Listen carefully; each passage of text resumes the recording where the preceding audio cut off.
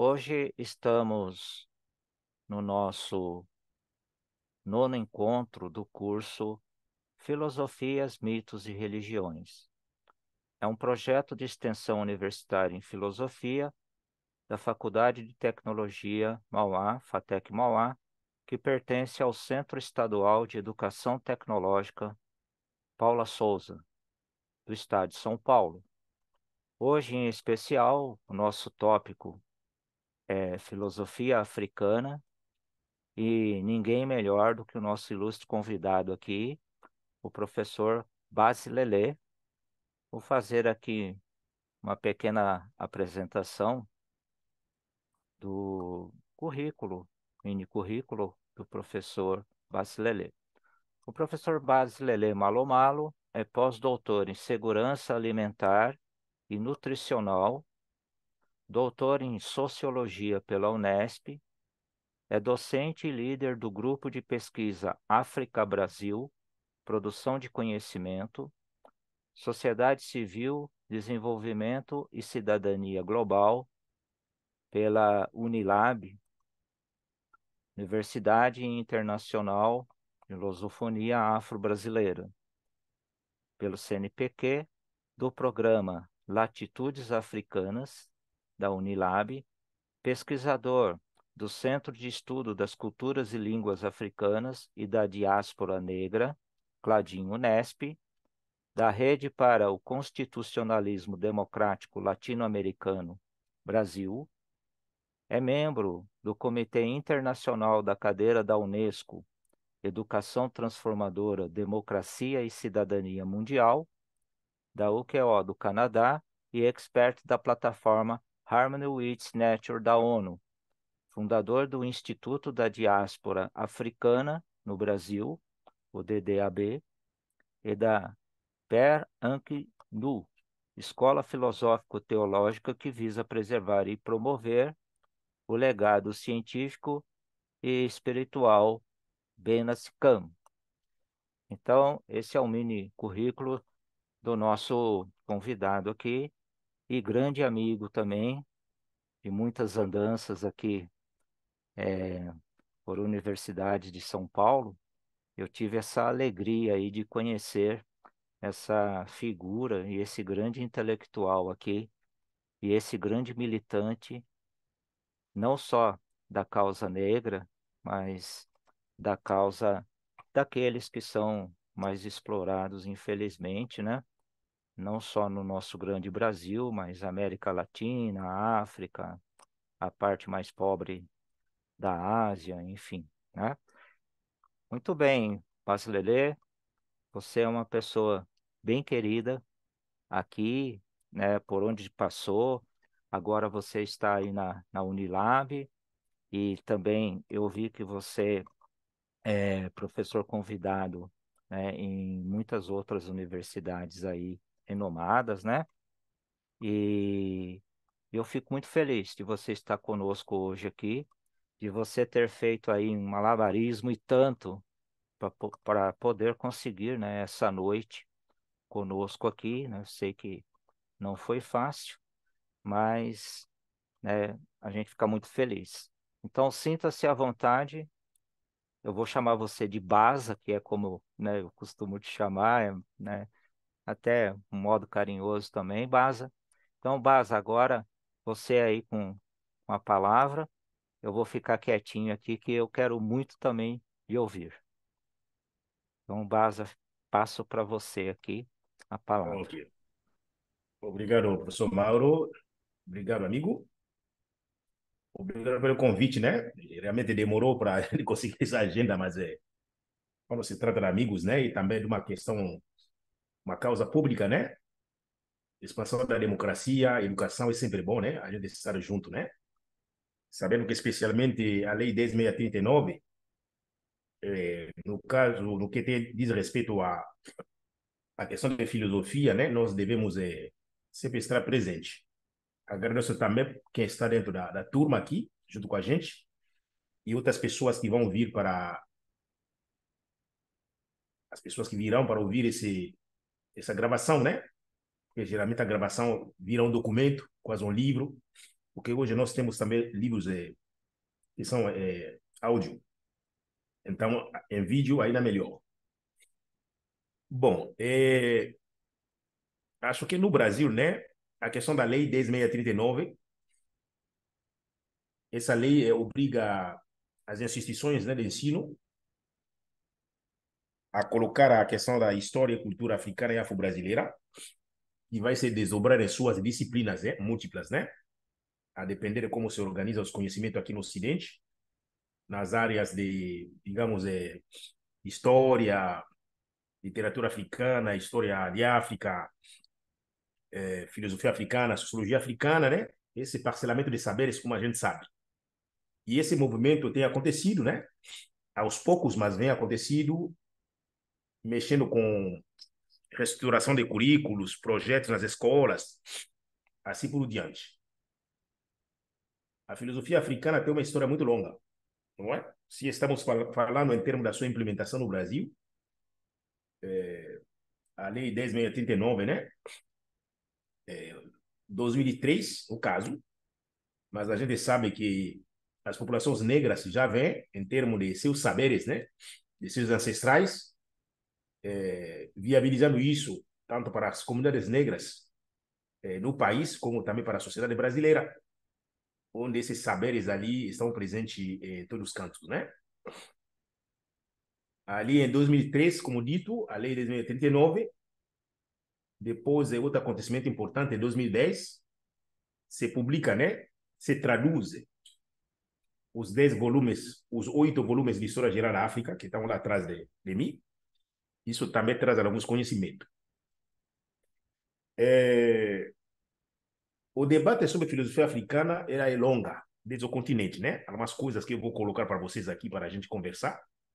Espero que vai ter um tempo também de troca, né? De perguntas, né, Somaro? Ok. Vou tentar colocar para vocês. Basicamente, né?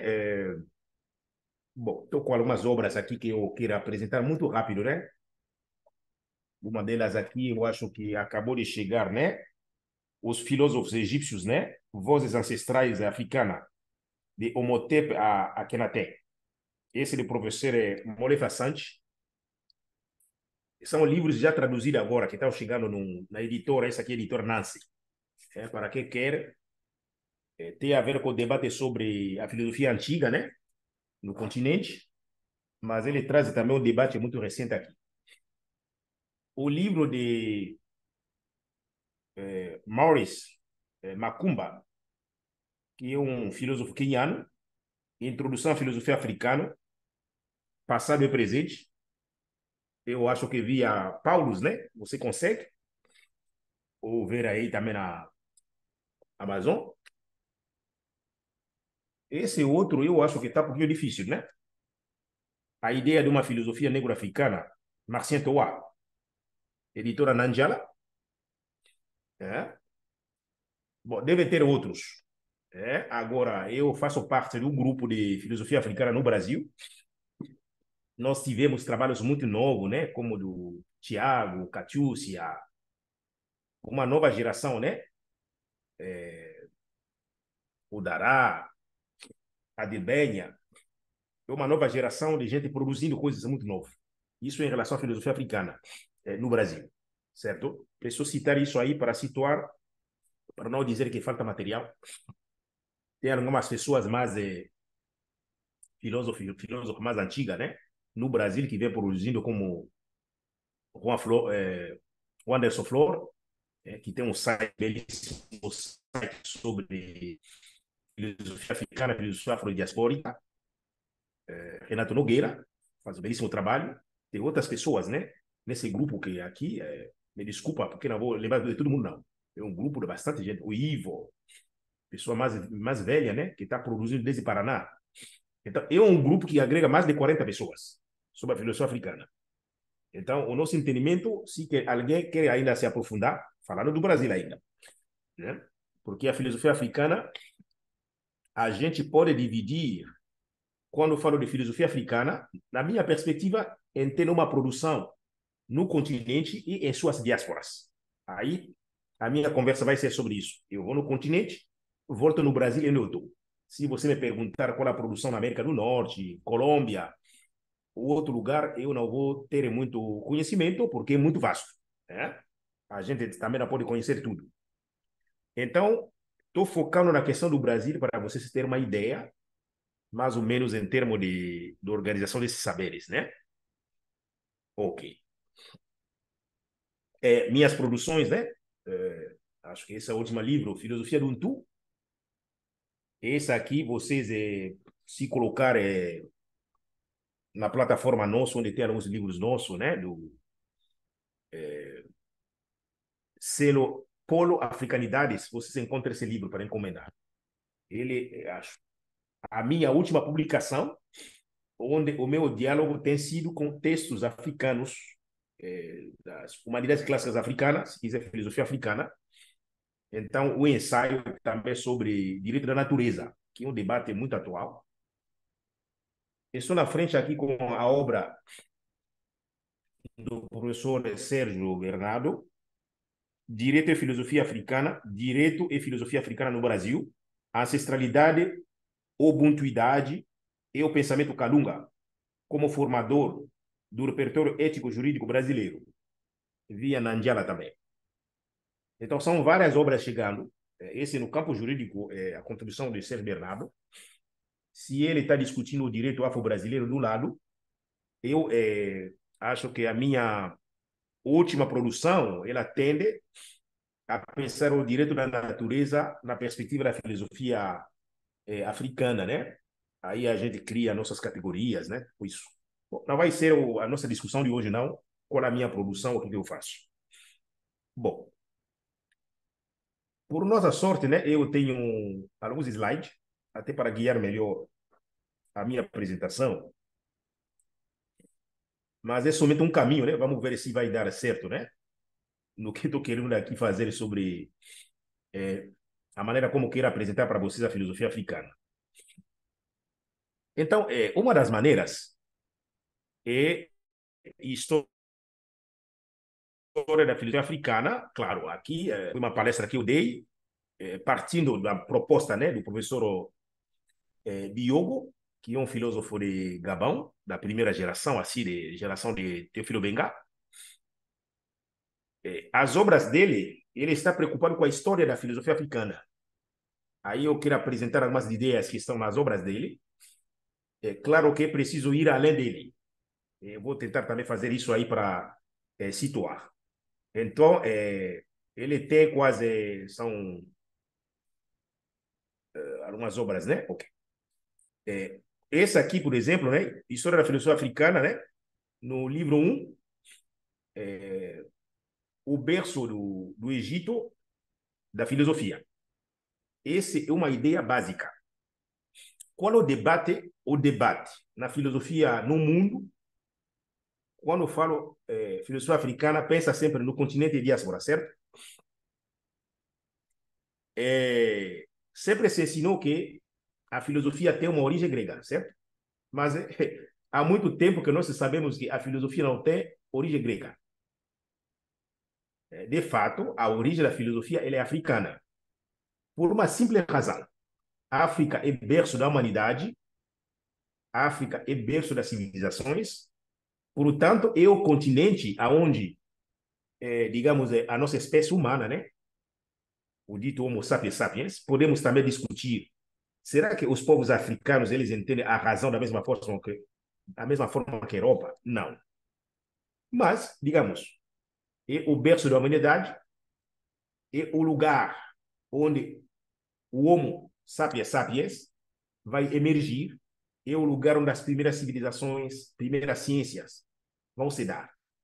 Então, é o lugar ainda onde nós encontramos hoje documentos, textos, né?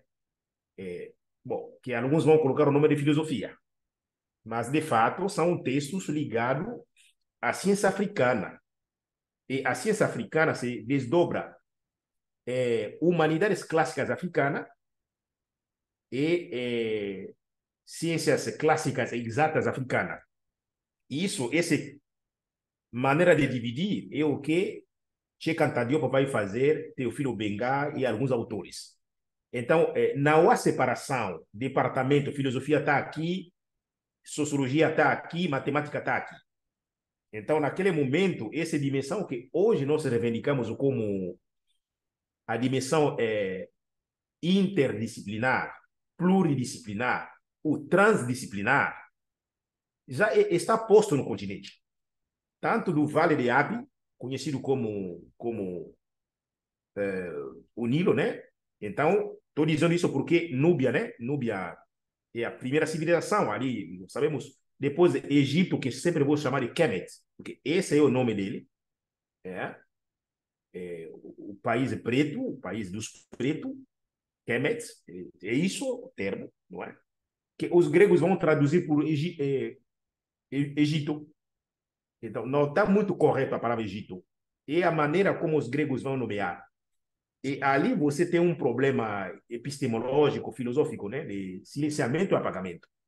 Então, nós precisamos recorrer em nossos termos nativos, que dá sentido, né? Do que a gente nomeia, não é? Vocês vão vendo que eu vou problematizando enquanto vou apresentando também, certo? É por aí o caminho. Então, aqui ainda Diogo, falando da história da filosofia africana, no livro 1, ele já traz a tese do que o Egito é o berço da filosofia africana. Mas agora é preciso corrigir ele. Não se trata do Egito, né? O Kemet. Porque você tem a Núbia, a região situada no Sudão atual, que vai até os grandes lagos aí, né? Naquela região da África Central, um pouquinho oriental, né? Onde se deu o berço da humanidade. Realmente, os artefatos arqueológicos, eles mostram que mesmo os textos científicos, filosóficos, teológicos mais antigos, eles estão mais para o sul, para o centro. Ali, num certo período, vai ter uma migração, mas é para a parte que nós conhecemos hoje como Egito. Aí, os egípcios aí, eles, os camitiu, eles mesmos reconhecem que eles são, pertencem a uma colônia que veio da parte da África Central, centro-oriental para essa parte dito como norte, né, onde se situa o Quebec. Mas e também as duas nações, dois impérios, né, que quando se separam, continuaram trocando informações. E essas mesmas informações que, no processo de migração, outros povos africanos no continente, eles deixam o Nilo para ir para a Nigéria, para a Gana, para Congo, África do Sul.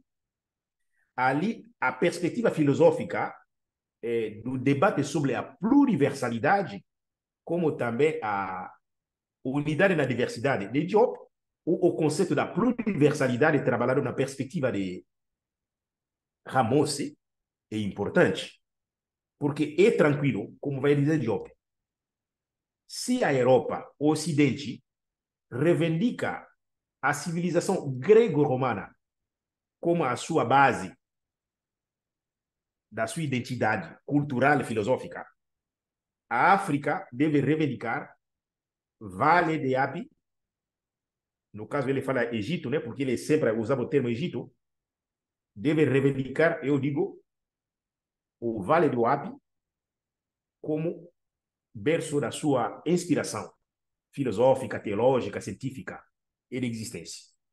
Então, esse primeiro tomo, ele traz essa questão. Oh, só para informar a vocês, a minha geração tem a sorte de ouvir que a filosofia nasceu na África, porque o professor Chamali Ntumba, na época eu fazia filosofia no seminário, o professor Ntumba, não sei se eu tenho, a obra dele está aqui, não está muito longe não. Essa aqui é a obra do meu professor. Essa aqui é a escola filosófica em que eu fui formado. Quer dizer, a minha dissertação e graduação, eu estudei Chamali Ntumba, não é?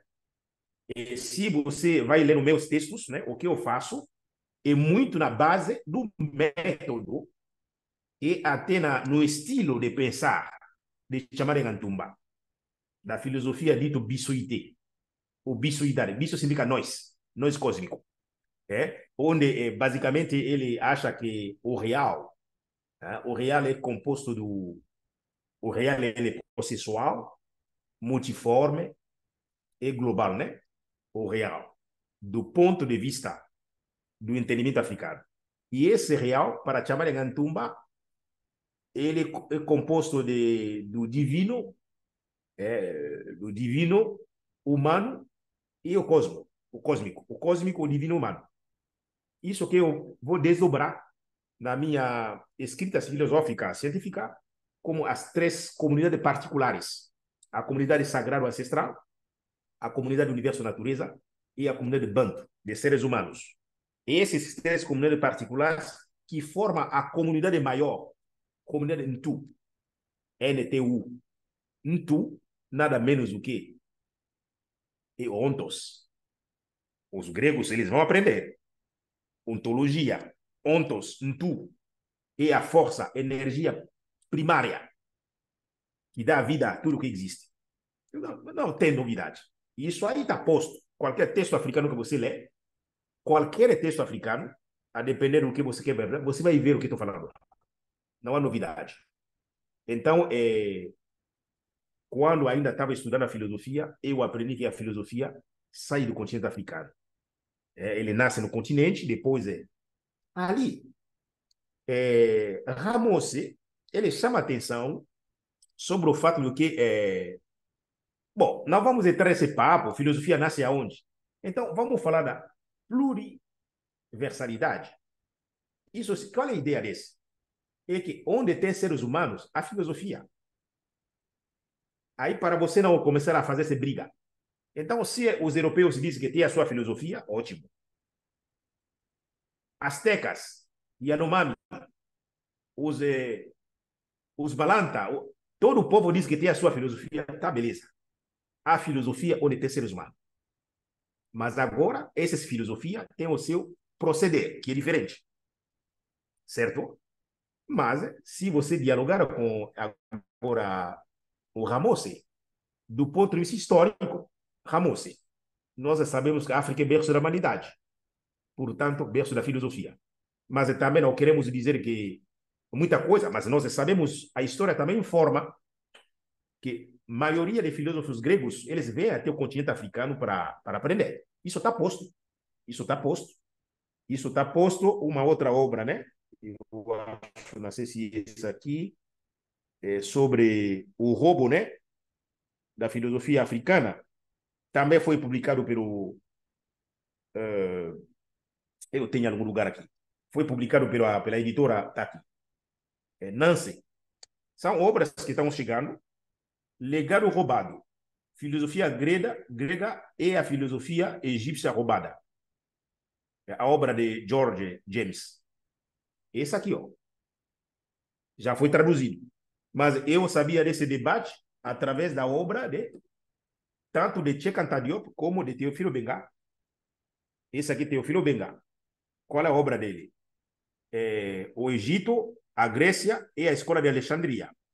História intercultural da Antiguidade e as fontes egípcias da filosofia grega. As fontes egípcias da filosofia grega. Aí ó, vai trazer Platão, Pitágoras. Heráclito foi o melhor estudante. Esse aí não traiu a filosofia do movimento africano. Heráclito, até certo ponto. Mas aí o que eles vão fazer? Platão, é, é, Heráclito, os outros, eles começam a traduzir a filosofia africana que eles aprenderam no continente lá, com as suas línguas, suas palavras. Aí algumas coisas vai ficar assim, não bem traduzido, né? Eles vão interpretar do jeito deles, certo? Então, querendo ou não, é isso aí. E outra coisa que eu vou dizer para vocês. Quando você se pensa na filosofia medieval, assim por diante, onde que está se dando o debate? Especialmente aqui da Igreja Católica, assim por diante. Esse período ali, os pensadores africanos, eles estão presentes. Se você vai discutir, como chama o chamado dogma, né, dos católicos, Jesus é Deus, é o homem, mas isso no pensamento africano está resolvido há muito tempo. E o debate que vai levar na ceia ao chamado credo católico, mas é o debate que se dá no continente africano, não é? Abissínia, outros aí. Então, o continente está. Agora, ele, o Santo Agostinho, ele foi o traidor. Santo Agostinho é africano. A mãe dela, Mônica, é africana. É um preto. Agostinho vai dizer que misturou, tudo bem. Mas ali, depois ele começa a escrever, ele se agarra mais a uma produção filosófica ligada a Roma, tal, né? Ele esquece as fontes africanas. Se Santo Agostinho tivesse fontes africanas, ele não ia hesitar sobre a questão da escravidão e outras questões aí. Bom, voltamos aí. Então, em termos de história, estou querendo ainda trazer isso para vocês, né? Bom, ele tem depois História da Filosofia Africana, no livro 2, Introdução à Filosofia Africana Moderna e Contemporânea. Portanto, existe uma filosofia antiga africana, no período da Antiguidade, e há o que nós chamamos de filosofia africana moderna e contemporânea. Bom, então, aí a discussão começa, o que é a modernidade?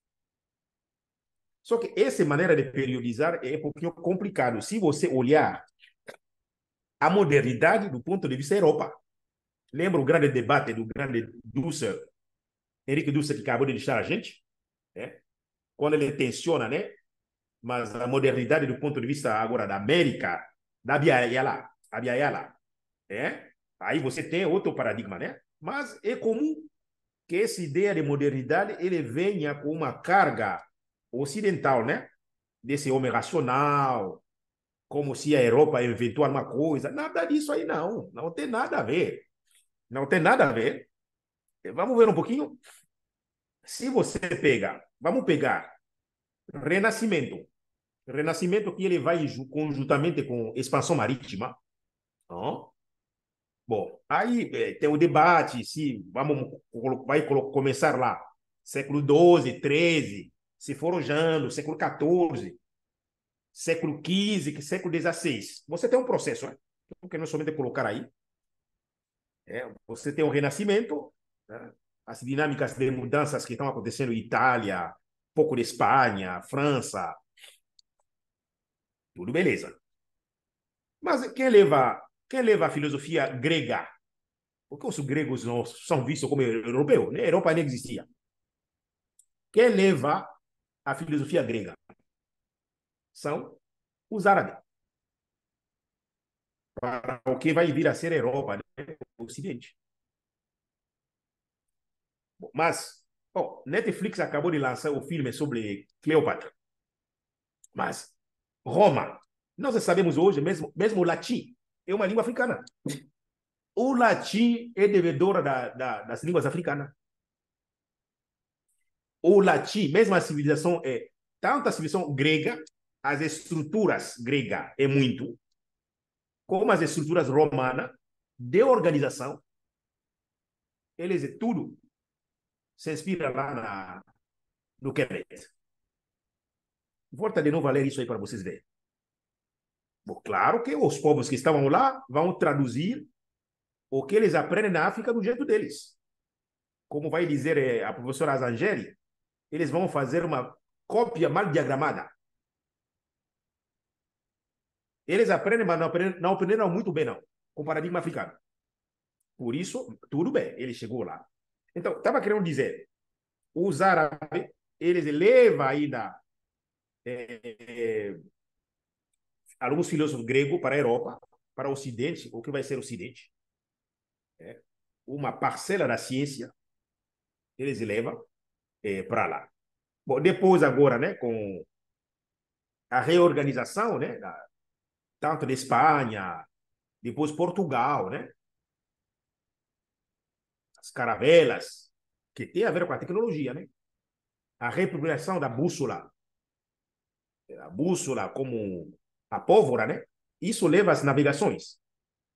Mas nesse momento que o chamado de impérios europeus, né, impérios cristãos, ele se reorganiza Agora, a partir desse período chamado expansão marítima, nós sabemos o que vai acontecer.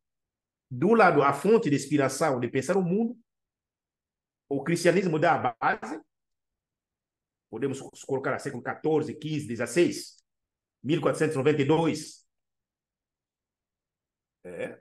Colombo aparece aqui nas Américas, invade a América. Cabral, que chega depois, 1500. Então, estamos lidando com o Império, mas na sua base é uma filosofia cristã. A teologia proporciona essas questões. Há um jeito de pensar o mundo. Há uma cosmopercepção europeia forjada num cristianismo colonial. Aquilo lá não é nem o cristianismo de Jesus de Nazaré. Não é o cristianismo de Jesus de Nazaré. Ó, esse aqui de Bombaria. Esse aqui, que vocês conhecem como Osíris. Esse aqui é Ausire. Esse aqui é um ancestral africano. Ele foi um dos faraós do Quebec. E o primeiro muito a morrer e ressuscitar. A ressurreição é uma noção africana. Veja aí que ressurreição não é somente coisa de teologia, não. Aquilo é ciência. Porque a questão filosófica é sobre a imortalidade. Que os africanos colocam mais de 3.000 anos. Aí você volta na filosofia africana do período faraônico. 200.780 antes da nossa era. Mas até texto mais antigo do que 270 mil. Porque esses são o que ele conseguiu compilar aqui e traduzir o Bengala. Mas os africanos estão produzindo filosofia e a ciência desde que eles forjaram a civilização. Como tu poderia organizar uma sociedade na agricultura, na pesca, na tecnologia? O chamado hieróglifo, que são os Medu-Neter, essas linguagens, né? Palavra sagrada, linguagem sagrada, a gente sabe que desde 5.000. Então, você vai ter a fala da comunicação, o dito homo comunicator, a dimensão da palavra. Leia os textos da Amadou Ampateba sobre a dimensão da palavra. Amadou Ampateba, dimensão da oralidade, da palavra na África, que tem a ver com Medu-Neter. Medu-Neter significa palavras divinas. Pode traduzir por palavras sagradas. Aí você tem a Bíblia Sagrada. Esse é a palavra de Deus. Só que Deus não, é palavra, medo, neter. Medo, neter, o neter é o divino, o divinidade. E medo é palavra, porque o símbolo do medo é um bastião, como se foi o bastião do preto velho. Então, o bastião do preto velho, que representa a sabedoria, significava sabedoria que se expressa através da linguagem. E a fala, como palavra, é poder. Por isso é divino. O texto chamado Damadou Ampateba, o texto dele é Tradição Viva, que está no segundo volume de História Geral da África, Tradição Viva. Amadou Ampateba, ele está discutindo o lugar da palavra. Aí, quando você vai fuçando, todos os povos africanos, eles colocam que a palavra é divina, porque o medo não tem. A sabedoria. Estou problematizando a modernidade, filosofia moderna africana. Bom, não dá como entrar via renascimento, expansão marítima, revolução industrial, não sei quanto, não sei quanto. Tu pode fazer esse caminho. Mas isso olhando o mundo via essa Europa. Bom, mas agora, como que fica? Como que fica? Eu estou querendo recuperar. Quando eu estou falando, os árabes que vão, mas não somente os árabes, porque os árabes que também invadem a África, a invasão árabe na África, entre o século VII, oitavo, vai até século, alguns lugares século XX, século XIX. Se você tem o imperialismo árabe otomano depois, numa longa duração, século XV, eu tenho a invasão europeia no continente. Mas a invasão árabe, é claro que a gente resiste, mesmo árabes que vão ocupar e dominar a região ibérica, vai junto a alguns africanos, os chamados moros. Alguns africanos convertidos no Islã, que vivem essa duplicidade de cultura, tanto a cultura árabe como suas culturas, eles estão na Europa. E muito eles acham que nos dominam, mas nós acabamos dominá-lo, né? Dominar no sentido de a gente não se dobra. Porque o árabe que chega na África, ele é contaminado com nossas culturas, né? A tal ponto. Então, há uma presença africana muito forte na região ibérica. E alguns chegam a ocupar espaço de poder. Estou falando de pretos do continente, é? Eu sei das divisões, do racismo existente, o grande debate, né? Que vai fazer Kabengele Munanga, do que, digamos, o racismo da plantação, né? Que aparece depois, né? Esse racismo, ele tem resquícios já no mundo árabe. Não estou negando isso aí, não. Mas quando eu estou chamando também o mundo árabe, é para falar das escolas e universidades de Djenné e Mali, Djenné, Timbuktu, grandes centros urbanos, onde se conserva saberes filosóficos. Esse período aí, quem estuda isso é o filósofo senegalês Ndiaye. Ndiaye. Diane Ndiaye. Ele estuda a contribuição africana, ele vai chamar de filosofia islâmica, alguma coisa assim, né? Mas esse período que chama de modernidade. Mas eu quero dar outra chave da modernidade. Outra chave da modernidade, mas essa aí é o que vai dar o Paul Gilroy. Quando ele quer dar uma aula sobre modernidade, ele traz o navio negro. Ele vamos dizer, ele conta uma história da contra-modernidade. Olhar essa modernidade a partir dos oprimidos. O livro de Gilroy, Atlântico Negro. Aí é outra coisa. Não é o francês, não é o britânico. Mas como os povos colonizados, escravizados, eles impulsionam a modernidade. Se alguém diz que modernidade tem a ver com ideia de liberdades, as liberdades, elas são pretas, são indígenas, são de mulheres. Não a liberdade da Revolução Francesa. Vai dizer outro, agora, não sei quem, isso foi uma mesa que a gente acabou de fazer, numa conferência agora da Unesco, historiador, né, negro do Canadá, o Webster, o professor chamava ele de Webster. Ele trouxe a questão da Revolução da Haiti. A Revolução Haitiana, não somente ele, né? Como tem ele, tem a Tula Pires, que é uma intelectual negra, né, do ramo de direito, Tula Pires, tem a Aline Matos, que é do nosso grupo de filosofia. Eu tenho Carmo, Maria do Carmo, né? São colegas do campo do direito também, que estão discutindo Haiti. Mas o debate sobre liberdade no campo da dita modernidade, olhando do ponto de vista de povo oprimido, tanto há uma produção que vai trazer Haiti, uma produção que vai trazer Quilombo de Palmares. Bom, mas estou lembrando aqui do outro colega nosso, o Fernando, ele está trazendo, ele acabou de traduzir um texto do William Omo. Oh, estou no século XVII. William Omo é um jovem ghanense que foi escravizado na Alemanha. E ele conseguiu entrar. é conhecido como um dos filósofos modernos africanos a estudar na Alemanha.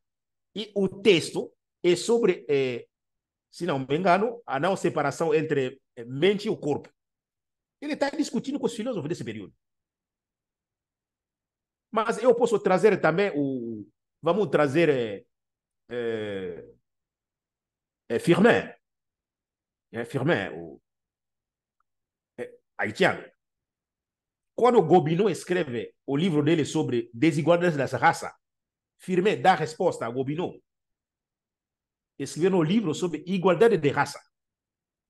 Mas o diálogo dele vai ser com o Kemet, Egito, para resgatar essa humanidade africana. Estou falando das críticas africanas nessa modernidade. A gente não dá o nome de modernidade. É que o povo africano nunca deixou de se vender.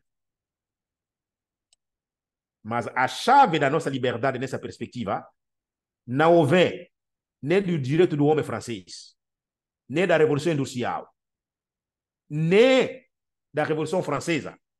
Porque ali, quando se firma quem é o cidadão ele é branco. É um homem. Nem a mulher ocidental entra. Mas que modernidade é essa? Onde alguns ficam fora. Certo, pessoal? Então, eu falei da filosofia africana antiga, estou problematizando a filosofia africana moderna. Tem esse termo também que aparece, mas tem que problematizar, tem que... Quando eu dou aula de sociologia, eu não vou nesse negócio de revolução industrial para ver o Karl Marx. Ele está escrevendo a partir de uma sociedade ocidental que não tem nada a ver com a gente. Pergunta que eu tenho que fazer. Nesse período, quando ali eles estão brigando, a classe dominante, né? Comerciantes, industriais, eles estão arrancando gente da roça para criar cidades para manter o sistema urbano industrial ao benefício deles, que Marx observa. O que está acontecendo na África? Mas nesse período aí, nossa população está sendo escravizada. E dentro desse processo de escravização, nós estamos lutando pela nossa liberdade e estou citando alguns nomes aí. Citei Zumbi, eu estou citando Haiti.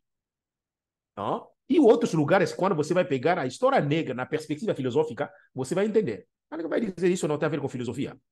Mas filosofia não debate liberdade, emancipação. Ok. Agora, e professor, como que fica? Eu tenho a periodização aqui, nessa obra, a periodização que faz o Benga, aqui o Chamalegantumba. Talvez eu retomo, se vocês querem datas, né? Mas vamos dizer o seguinte: filosofia antiga africana, para nós, tanto a filosofia antiga continua até hoje.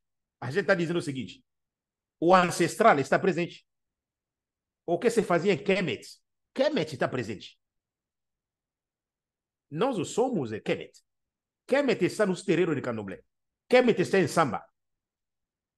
Não, porque falei do Osíris. A Osíris.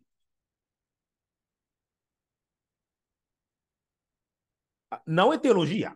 Falar de ressurreição. A chave da imortalidade é a chave da ancestralidade que os africanos encontraram desde que o mundo é mundo. Isso que deve ser educação para nossos filhos. Você é imortal. Você é um mukish. Intocável. Mas ninguém vai ensinar isso aí. Senão o sujeito vai ser rebelde. Contra o sistema. E não vou longe. Vou ficar somente nisso aí. Ok. Então, assim, aí o debate, né, sobre a modernidade africana, recomendo, não entra olhando essa modernidade, viés a narrativa, ou a contação, né, o narrar a modernidade a partir do Ocidente. Não vai ajudar. Olha pelos povos oprimidos, africano, indígena, outro, como você faz recorte. E no nosso caso, eu estou problematizando o que a gente faz. Para nós, não há descontinuidade da nossa história. A história africana continua no seu fluxo circular. Ele não é linear. Então, o que se fazia lá no Vale do Omo repercute em nossas vidas. Por exemplo, eu participei de uma banca sobre psicologia africana, né? Bom, tem muita coisa aqui para a gente contar. Então, saberes daquele período de 5.000 anos repercute até hoje. E hoje tem grupos chamados kamitas. Eu dei um curso, né, sobre filosofia kamita. E somente o resgate. O que fez o job, nós continuamos. Então, assim, ó. E agora, a filosofia contemporânea africana? Quando começa?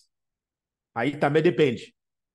Eu nasci, né? Se você pegar a história geral da África, o último volume, ele vai tratar de uma África chamada História Contemporânea Africana, oitavo volume. Deixa eu ver ele aqui. Ah, tá aqui, ó. Não, não, isso aqui não. Peguei errado, né?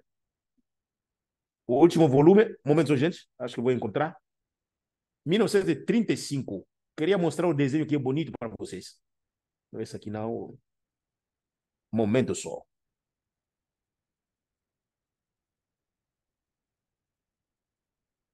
Um, dois, três. Bom, nasci, para não perder nosso tempo. O último volume trata de história contemporânea. Qual é a periodização, professor? 1835. Nossa contemporaneidade começa numa das guerras aí. Acho que a segunda, né? Mas é por quê? Ah, é porque quando todo o continente foi invadido, a Etiópia não foi invadida. A Etiópia resistiu até esse período aí. Quando vai ser invadida pela Itália, num curto período, e a Etiópia reagiu tanto que a Itália tinha que fugir. Derrotaram os italianos. Então, esse é o marcador da nossa história, da nossa contemporaneidade. Quando nós entendemos que sim, podemos enfrentar os europeus.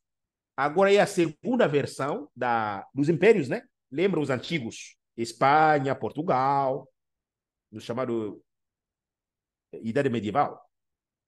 Mas é renascimento nesse período aí, realmente. É renascimento.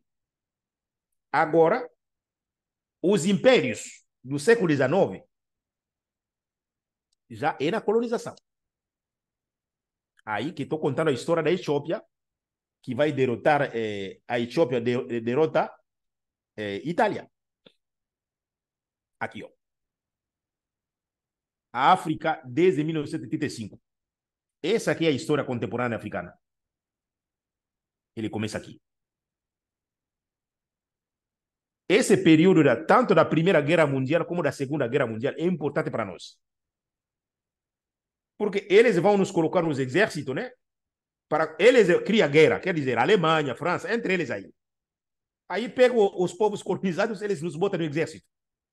Aí nós começamos a enxergar a fragilidade do Ocidente e começamos a reivindicar. Vai ser um período de muita criatividade.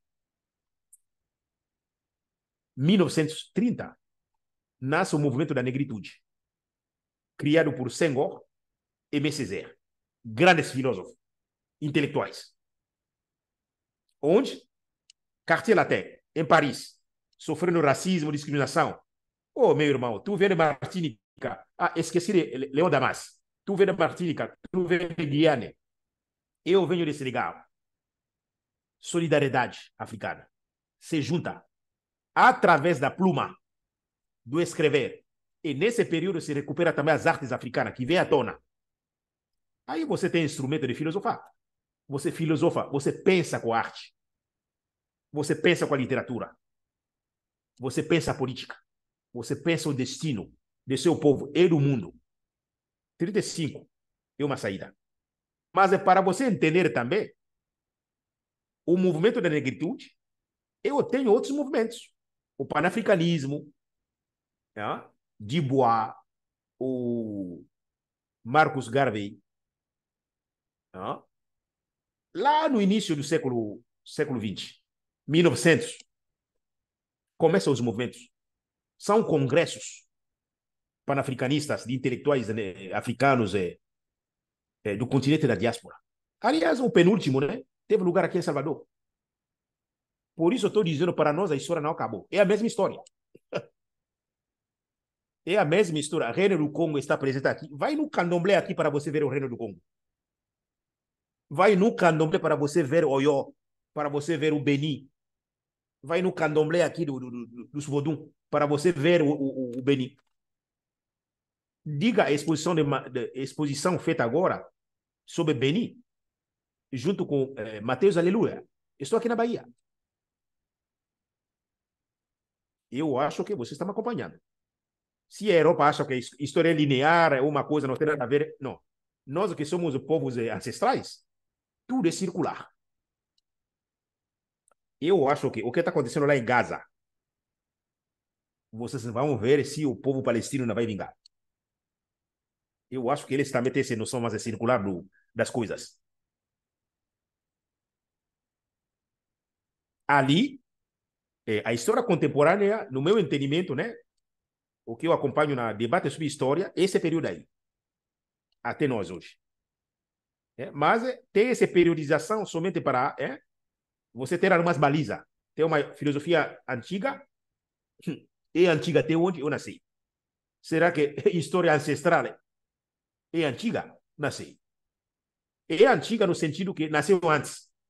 Mas continua, porque nós somos ancestrais. Tem ancestrais que nascem todo o tempo. Então, aí, quando você pega a história circular, ok. Eu acho que já cumpri esse parte aí. E, professor, estou achando que já vou chegar no final, porque eu coloquei muita coisa aí. Nascimento da filosofia africana moderna, aí alguns objetos, temas, né? Nas origens do renascimento filosófico, né? África moderna e contemporânea. O negro, a negritude e as artes, que comentei, né? 1930 por aí. Mas você tem também um movimento panafricanista, filosofia panafricana. Aí, trabalho de síntese, né? Que ele faz, papá, ele aponta umas questões. Esclarecendo o campo e desafio da filosofia africana. Sobre a noção da filosofia, corpus pensando da filosofia africana moderna e contemporânea. Necessidade de elaborar uma história da filosofia africana. Periodicidade, história e paradoxo. Aí você vai ter um debate sobre o uso, né, da filosofia africana, né? Bom, eu vou, isso no final, para a gente abrir aqui para conversar. O que está faltando assim para eu falar, né? Deixa eu ver aqui. Especialmente no livro do Bengá, esse outro que eu já mostrei para vocês, ele vai rebater ainda que mesmo a palavra filosofia não é grega. Tem aqueles que dizem filos, sofos. Sofos não é grego, não. Sofos é uma palavra africana que vem da palavra soba. Ensinamento, educação, assim por diante. Tá? Mas isso, tem mais alguém que escreveu, né? Eu vi também no nosso grupo, né? Alguém falou, traduzir a obra de um filósofo que eu conheço, mas não vou lembrar o nome dele. Mas nessa aqui, o Benga, ele faz essa discussão, ele faz alguns estudos, né? Deixa eu ver onde, da filosofia. Aí ele vai estudar o Meduneter, o chamado hieróglifo, para encontrar a raiz da palavra filosofia, como já disse Soba. Mesmo algumas questões sobre espiritualidade. Ele faz isso aí. Não vou ver a página exata aqui. O cansaço aqui. Ok, encontrei. Ele dedica esse capítulo só para esse debate aí. Estão vendo esse hieróglifo que ele vai desdobrar depois para estudar e chegar na conclusão, realmente, mesmo a palavra filosofia, ele é africana. Essa é das questões. Outra coisa que eu quero colocar para vocês. Isso, trazendo duas obras. Mas professor, só está mostrando obras aí. Eu lido muito com isso. Essa aqui, a outra que ficou atrás aqui. As duas só. Mas, a civilização e barbárie de Diop tem um capítulo, como ele vai dividir? Ele, aqui, vai fazer um debate sobre ciência africana, como já disse para você. Vai dividir em ciências exatas, vou pegar esse termo, permita-me, e o outro, humanidades clássicas africanas. Tá? Então, uso o termo filosofia para falar de humanidades clássicas africanas. Porque filosofia no Ocidente é muito é muito redutor. Filosofia é aquele campo de saberes que tem a ver com humanidades, no sentido amplo. Não o dito filosofia profissional que a gente aprende hoje, que virou um campo particular. O filósofo ele lida com tudo. A mesma coisa aqui. Ele está chamando aqui, ó, a filosofia africana do período faraônico, mas ele está tratando da medicina, agricultura, geografia. São textos sobre a vida. A filosofia africana tem a ver com a prática da vida. Quer dizer, eles são conhecimentos, saberes, não necessariamente pautados na racionalidade ocidental, né? É outra racionalidade. Para nós sabermos existir, viver. Para você atingir o Ankh, o Jaceneb. A vida, prosperidade e a saúde. Para você alcançar a imortalidade, para ser um ancestral. O que a Igreja Católica vai dizer é um santo. É? Aí, o Platão, os outros, né, que dizia que o filósofo é aquele negócio de caverna, que quando você atinge a sabedoria, você vira uma boa pessoa. Essa é a dimensão prática da filosofia. E a África ensina isso. Quando você aprende, e veja a filosofia não ocidental, como a gente fala. Ele é um modo de viver, de viver. Conforme Chamala Ngatumba, viver com o divino, o cósmico e o humano. Eu, brasileiro, vou dizer, saber viver com a comunidade divinidade, comunidade divinidade, ancestralidade, a comunidade universo natureza e a comunidade banto de pessoas, na sua complementaridade. Então, aprender a filosofia é para você saber conviver. E hoje é saber lidar com a natureza. E natureza, que vai vir da palavra néter, que é divino, ou natureza, ou princípios. Quando você tem essa chave, muita coisa está resolvida, não? Porque nossa sociedade liberal, do jeito que está posta, o que nós estamos ensinando às nossas crianças? Na escola, outros lugares. Escola, em vez de ajudar as pessoas a saber conviver, para ser prática.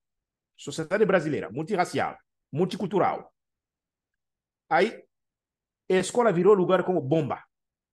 Crianças negras não se sentem bem na escola. Criança indígena não se sentem bem. Então, tem um problema, o racismo, que alguns vão dizer bullying. Não é bullying, é racismo. Como que as escolas continuam sendo o lugar da prática do racismo? Ué, a escola é o lugar onde nós aprendemos a conviver. E se o aluno ele entra, faz todo o ensino médio, ele sai não sabendo conviver, não aprendeu. Ele pode ter notas, mas ele não aprendeu.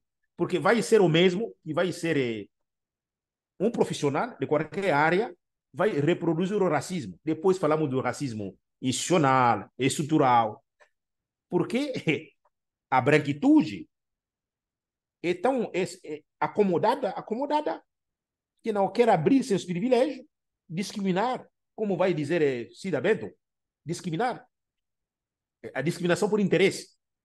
Então, discriminação para boa parte da população, isso traz bônus. É dinheiro, status, assim por diante. Porque ele vai jogar outras pessoas fora para ficar um lugar. O racismo tem aquilo lá. Agora, se vocês querem trazer a filosofia africana, indígena, é uma boa parte da filosofia ocidental também, tem coisas boas. Quando você começa a filosofar, você ser uma pessoa boa. Agora, isso também vale para matemática, vale para qualquer disciplina, né, que a gente estuda. Eu nunca vi uma disciplina, vamos ensinar como ser racista. Vamos ensinar como ser machista. Isso é crime. Ninguém pode ensinar. Só que a escola reproduz. As empresas reproduzem. A igreja se reproduz racismo. Onde se deveria pregar o Jesus de Nazaré, aí aquele mecanismo de racismo, de dominação. Então, ali não tem nem Jesus, nem Maomé, nem ninguém. É outra coisa que o ser humano fabrica. E estou fazendo essas reflexões aí para a gente ver. Eu acho que eu cheguei no final, professor, eu tinha muita coisa para dizer, mas acho que esse é essencial, né? Procurei pincelar a filosofia africana nesses períodos, problematizando, e também, mais ou menos, na sua definição e na sua dimensão prática. Muito obrigado. É, Baza, quanta coisa, rapaz. Olha, eu tô aqui de boca aberta, hein? Admirado aqui. Olha, Baza, eu acredito que os cursos de filosofia no Brasil, e não só aqui, né? Teriam que rever muita coisa, viu, Baza? Muita coisa. Com certeza. Uhum. E o que eu tenho visto também, assim, é porque a gente, é aquela coisa, né, Baza? A gente vai reproduzindo, né? Muitas coisas que a gente aprende, etc e tal.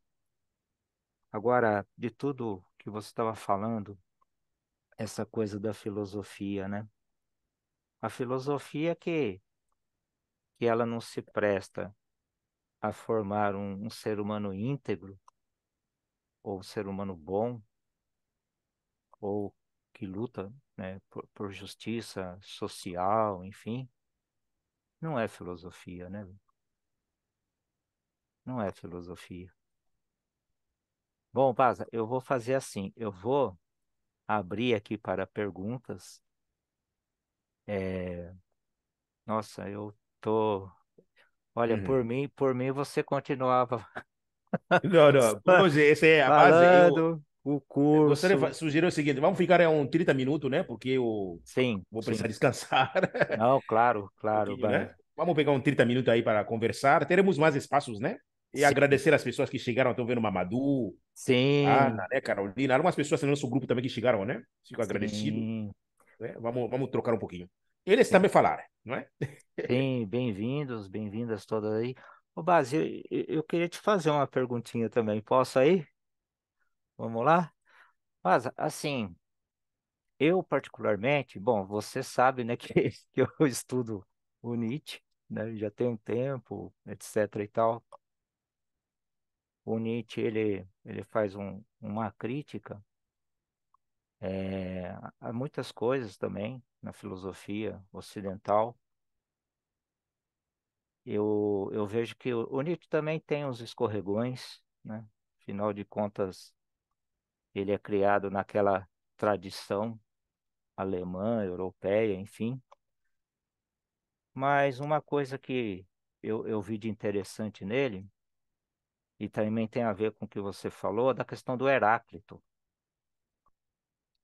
O Nietzsche, ele vai nos pré-socráticos, porque ele enxerga lá nos pré-socráticos, antes da estruturação filosófica do Ocidente, né, por Platão, Aristóteles, enfim, ele vai até lá tentando resgatar uma série de coisas e tentando resgatar principalmente uma ideia muito diferente de que vai trazer Platão e Aristóteles, que é a ideia de perfeição, de que não existe a perfeição. Mas aí ele vai em Heráclito e ele percebe muitas coisas em Heráclito. Por exemplo, a questão do movimento, né? É um movimento constante e interessante que aí nesse movimento tudo se faz e tudo se desfaz, que é a questão também do cosmo e do caos. Tudo se faz e tudo se desfaz. E o ser, na filosofia ocidental, principalmente de base platônica e aristotélica, vai se tornar uma coisa muito estática, né? Muito parada, vamos dizer assim, associando a isso a perfeição, e perfeição no sentido de não ter mudança, porque o perfeito não pode mudar, senão ele deixa de ser, né, o que é.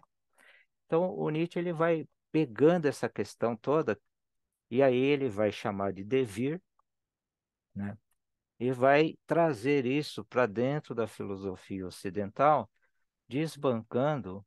essa ideia de ser platônica e aristotélica. E nos pré-socráticos a gente já tem essa discussão, né?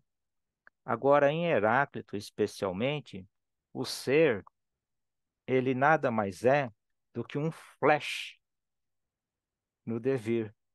Então, na realidade, o ser, ele está sempre sendo, né? Nesse sentido, é interessante. Não é particípio, é gerúndio. O ser está sempre sendo. E aí, nesse sentido, ele nunca está pronto, né? Olha que interessante. Ele nunca está pronto, né? E com base nisso, então tudo isso, veja só, vai buscar lá no Heráclito, trazendo para dentro da filosofia ocidental, questionando. E outra coisa também, Obasa, que você falou, e eu cito bastante, eu gosto de fazer também, né, essas viagens assim na mente e tal, porque muitos pré-socráticos, eles estiveram na África, né? Então, se você pega, por exemplo, a escola pitagórica, muito fortemente, os pitagóricos que vão falar da imortalidade, que vão falar da transmigração das almas, que vão falar, eles estiveram fortemente, né? Eles tiveram, passaram, né? Vamos dizer, os expoentes principais do pitagorismo, eles estiveram na África, né? Então, é interessante tudo isso, porque agora a gente começa a ver com essa sua fala também toda uma conexão aí, né? Toda uma conexão. Agora, o que eu vejo, por isso que eu falei que os cursos de filosofia, não só no Brasil, né? Mas eu estou falando daqui porque também, né, Obaza, você me conhece, foi onde eu me formei, etc e tal. Aprendi muita coisa de forma equivocada, né? E é bom. Eu lembro de um outro, que é o Epicuro, que eu gosto muito. O Epicuro que vai dizer assim: nunca é tarde para se aprender filosofia. E aí, vendo você falar e essas obras que você indicou, que aliás, Bas, eu vou pedir um favor para você. Se você pode fazer uma lista dessas obras que você indicou aqui e passar isso para mim, para eu poder passar para o grupo e para outras pessoas, e também assim, não só passar, mas no sentido também de divulgar, né? E também para que nós tenhamos outros encontros nesse sentido, para que a gente possa ler, né? E aprender. Então, Basa, eu lembrei disso, então eu peço esse favor aí para você, disponibilizar uma lista depois aí. Mas aí, voltando lá ao que eu estava falando, então, pegando tudo isso, o que que a gente sente? Que, né, realmente, né, há um aparelhamento dos cursos de filosofia no sentido de apagar uma memória que é essa memória da ancestralidade, né? Essa memória da ancestralidade. E aí, Basil, a pergunta agora bem direta é a seguinte: eu não sei que tipo de contato você está tendo, porque eu sei que você, né, vai ministrando vários cursos, você, como professor convidado, você passa aí por várias universidades, tal. Como é que você tem visto, ou como é que anda esse contato, por exemplo, lá na Unilab também, com o pessoal que faz filosofia? Como é que, como é que você está sentindo isso atualmente, com tudo isso, né? Eu trouxe o Heráclito, eu trouxe o Nietzsche, porque olha que interessante, tudo isso que você está falando, e da divindade, etc. e tal, eu estou fazendo uma releitura de muitas coisas na filosofia do Nietzsche. E que mais tarde, de alguma forma, ou num artigo, eu pretendo também publicar. E que inclui muitas coisas disso que nós também estamos vendo aqui hoje aí. Por isso, nossa, Massa. é, Uhum. é muita coisa. Mas enfim, Bas, é isso. Eu queria saber como é que está o seu termômetro no sentido de quando você visita, quando você vai dar curso, quando você passa por outras universidades, se você tem tido contato, por exemplo, com o pessoal da filosofia, ou, né? mais fortemente falando da área de humanidades. Como é que você tem sentido isso nas universidades? É, Ou a barreira ainda é muito grande? é. A barreira ainda é muito grande, Paulo. Uhum, O que que a gente faz? Amigo como você, uhum, a gente estabelece ponte para dialogar. uhum. Tem gente que a gente não vai dialogar, Nossa, que certo? coisa. Uhum, Porque existe uma branquitude muito arrogante, uhum, que estão na universidade, especialmente, né? sim. E especialmente as públicas. Né? Nossa. E Uhum, isso não estou falando somente por causa de mim, porque eu, brasileiro, sim, realmente já me desencanei. Eu sim. trilho o meu caminho. Se vocês vão ver, quem me conhece, eu cheguei na minha vida, tomei uma decisão para mim mesmo. Uhum, Publicar o que eu quero publicar, deixar um legado a partir do que? Sem me amarrar, CNPq, essas coisas aí, né? uhum, Eu poderia ter feito uma carreira para ser CNPq 1, 2. Nunca entrei nisso, porque uma loucura, primeiro, em uhum, termos de seu tempo, energia, essa coisa aí. Essa sim. disputa que tem, né? Uhum, Mesmo assim, eu sempre procurei publicar primeiro o que me vem, porque até nossas publicações, se quero falar de mim aqui, às vezes um texto, você dorme, o texto vem. Então a gente não está sozinho nesses mundos aí que eu falei, né? sim, sim. Quando a gente entende que tem uma missão a cumprir, não é porque sou pesquisador e professor, há uma causa. E nós, algumas pessoas africanas, né? Quando você começa a se entender e tem uma missão ancestral, e essa missão pode se dar também na academia, então tem textos que a gente escreve não sozinho, é? Bom, claro, a racionalidade ocidental vai entender o que eu estou querendo falar. Então, eu fiz opções, hoje está tudo tranquilo. Estou com 50, né? Nós conversamos sobre idades, né, Mauro? Tu lembra? É. Daqui a pouco vou ter 60, daqui a pouco 70, daqui a pouco vou aposentar. Então, eu quero ser um ancestral que vive na Mahat, que você falou do homem, o homem é bom. Né? Essa bondade, agora na saída da filosofia africana, eu quero ser muito munene. Pode traduzir por grande homem, mas é homem, homem do bem. Não há outro caminho para a ancestralidade senão você vivenciar na ética, né? E a ética não ausenta as lutas. Você ser duro, você combater, certo? Para responder direito. Aprendi a não me estressar onde eu não sou bem-vindo, onde tem gente que pensa coisas que eu aprendi. Tem outra coisa, não somente eu, no grupo de filosofia onde nós estamos, ultimamente estávamos discutindo porque houve um grupo de professores brancos que fica só repetindo a Europa, só repetecas da Europa, eles estão criticando a filosofia africana no Brasil. E esse grupo que nunca vai entender se existe uma filosofia africana. Esse debate está ultrapassado. Ninguém pergunta mais se tem a filosofia africana. Então, lá no continente, eu falei do professor Chamari Ntumba, que me deu aula. Ele é da geração de Cheikh Anta Diop, né? Ele já faleceu, né? Ntumba. Da geração de Obenga, né? Diop é um pouquinho mais velho. Bom, o Enen Soika diz o seguinte: o tigre ou a tigre não proclama sua tigritude, ele salta na sua presa e a come, a devora. Então, o tempo de gritar aquilo, já acabou.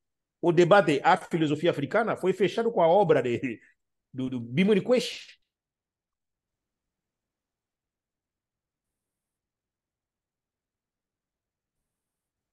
O grande os europeus nos levavam numa agenda que não tem nada a ver com a gente. A filosofia africana, ou não, tem que escrever, justificar, perca de tempo. À noite, entendemos o que agora é preciso comer a presa. Devo dizer, é tempo de produzir. Você processo de se alimentar, o animal sacrificial, e para refazer nossa energia do axé. o nosso Nguzu, certo? Mas esse grupo aí de professores ficam mal. E são gente que domina mecanismo de CNPq. Eles não vão abrir o caminho para a filosofia africana no Brasil. Porque nós estamos criando uma área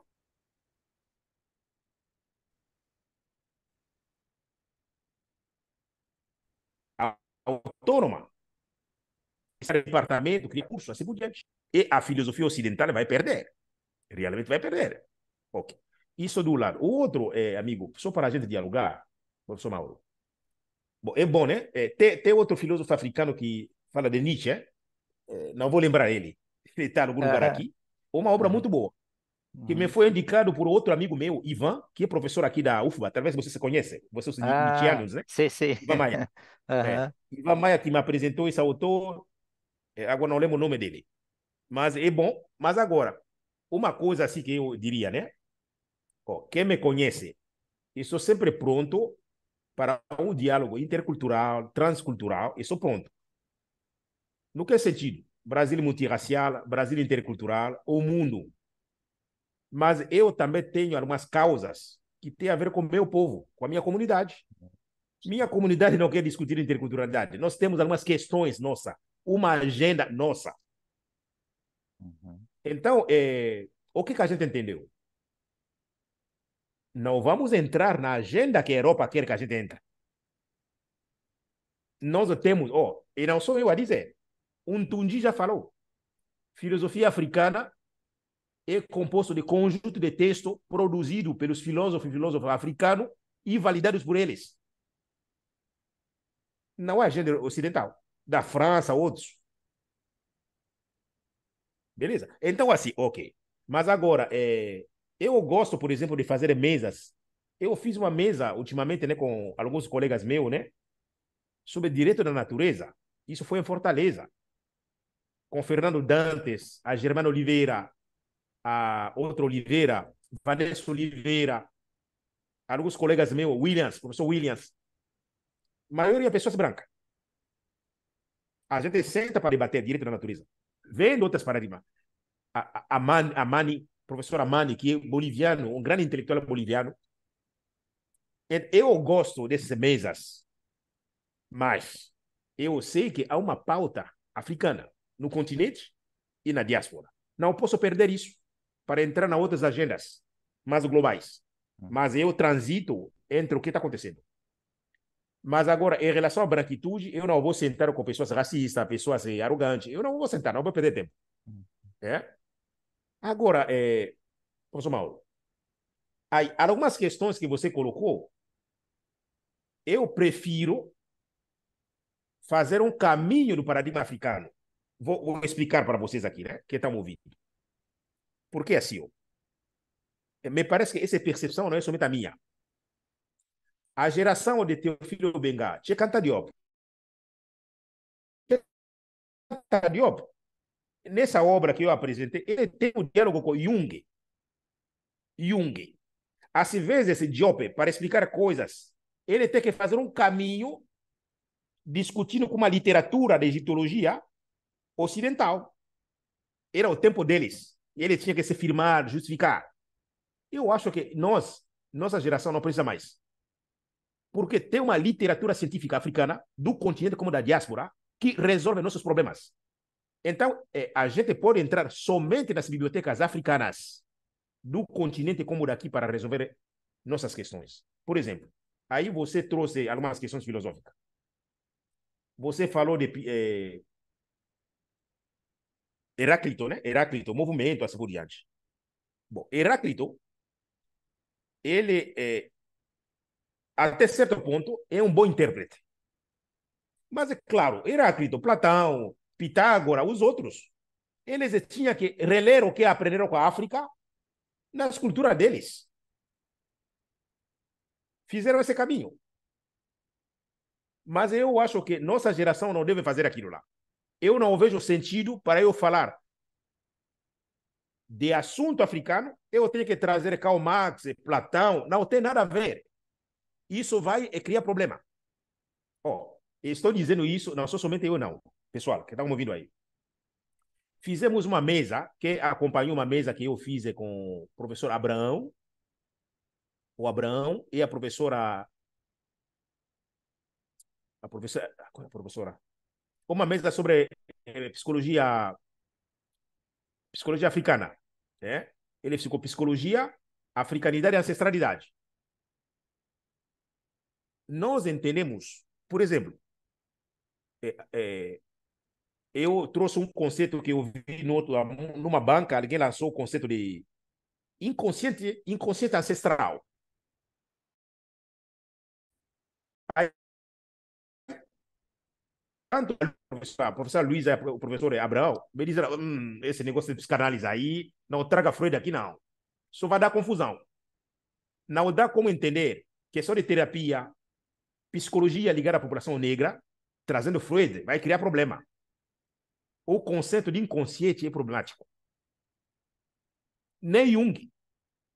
Aí sabe o que aconteceu? Hoje de manhã, o Abraão, né, que é um amigão, ele, candomblé com Angola, professor do departamento de psicologia, eu fiz a pergunta para ele, professor, aprofunda um pouquinho a sua crítica sobre inconsciente. Detalhou para mim, eu tenho os áudios aqui, que dá o artigo aqui. Começamos a dialogar. Aí eu entendi, inconsciente que parte do liberalismo, noção de indivíduo que não tem nada a ver com a noção de pessoa africana. Então você vai colocar coisas que não tem nada a ver. Ali, ó, o devir. Mas o devir é um conceito africano. Ele pode ser a palavra, claro que ele vê o devir em português. Em francês, nem sei como que a gente traduz o devir, né? É, devenir, você vai devenir. Mas esse devir, vamos pegar mesmo em português, mas o conteúdo dele, ele tem a Mbembe, por exemplo. Mas a Mbembe também tem um paradigma. Mas voltamos na filosofia africana de raiz. Oh, quais são os conceitos que podem nos auxiliar? Eu vou na biblioteca de Kemet. Kepler. Sabe o Kepler? É quase aquele inseto de escavação, né? O Kepler. Inseto de escavação, e o ideograma dele, né? Como é isso, né? Isso. Esse inseto representa a transformação. Kepler. Mas eu tenho